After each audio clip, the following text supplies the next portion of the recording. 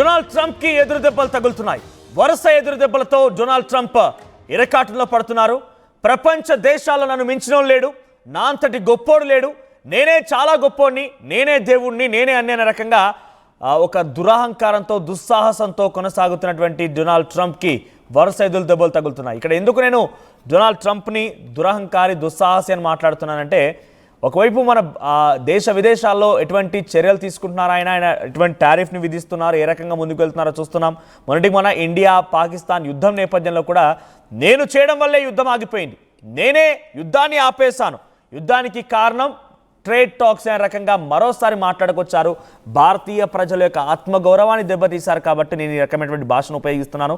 So Donald Trump ఈ దురహంకారికి మరోసారి ఎదురు దెబ్బ తగిలింది.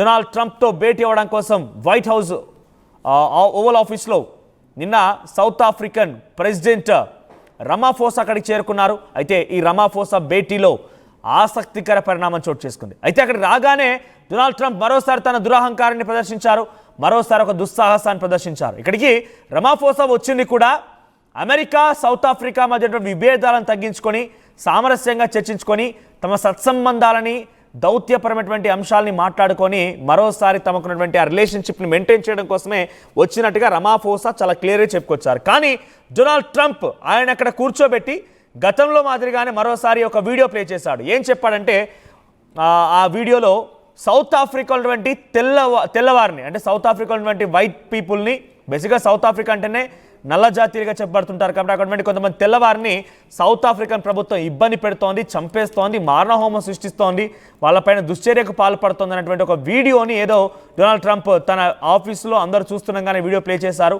అయితే ఆ వీడియోకు సంబంధించి చెప్తూనే దీని గురించి మాట్లాడతా, నేను దీని గురించి సమాధానం చెప్పండి అంటే కొంత అహంకారంతో ఆయన మాట్లాడి కనబడుతోంది. ఒక రకంగా ఇద్దరి మధ్య దౌత్యపరమైనటువంటి సంబంధాలని కొనసాగించే విధంగా రిలేషన్షిప్ మంచిగా కొనసాగాలని చెప్పి సౌత్ ఆఫ్రికన్ ప్రెసిడెంట్ రమాఫోసా అక్కడికి వస్తే ఆయన డొనాల్డ్ ట్రంప్ ఏం చేయాలి, ఆ వాటి గురించి మాట్లాడాలి, ఏదైనా సామరస్యంగా మాట్లాడాలనుకుంటే సామరస్యపర అంశాల గురించి మాట్లాడాలి.